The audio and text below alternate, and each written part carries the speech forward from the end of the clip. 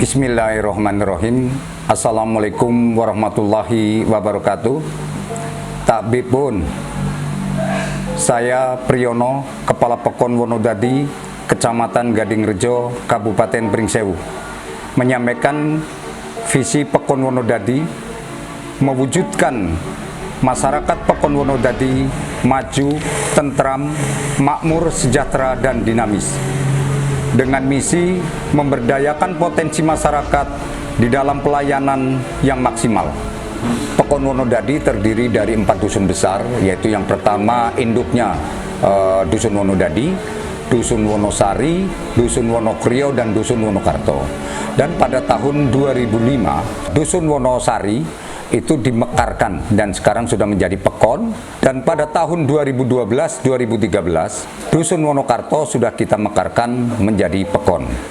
Dan setelah kita mekarkan Dusun Wonosari dan Dusun Wonokarto, sekarang Pekon Wonodadi terdiri ada 8 dusun kecil, yaitu Dusun 1 sampai 8, dan ada 20 RT. Alhamdulillah, jadi masyarakat kita, masyarakat Wonodadi yang namanya dengan UMKM itu sangat antusias. Pertama yaitu produksi penggilingan kopi bubuk, yang kedua itu produksi jipang dengan naru manis, yang ketiga ada produksi tempe, produksi kue basah maupun kue kering, yang selanjutnya pengrajin rotan, dan juga memproduksi beras dari singkong.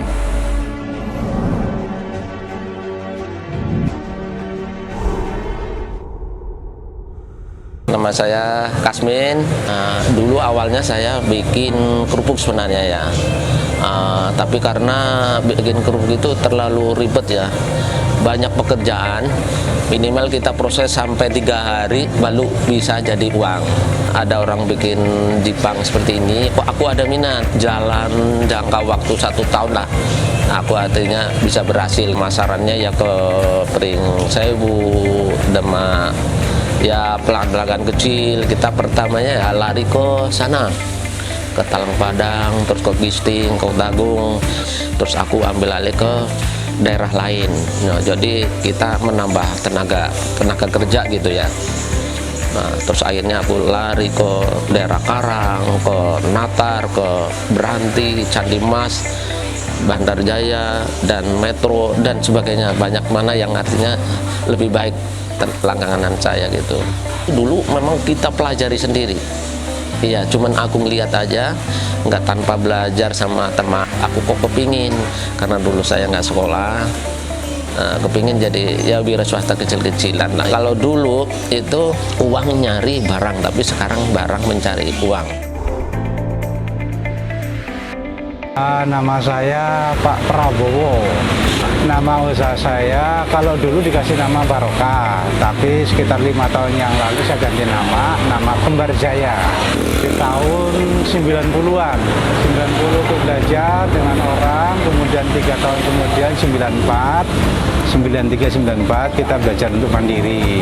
Kemudian juga mengalami krisis di tahun 97, tapi alhamdulillah 98-99 sudah bangkit kembali.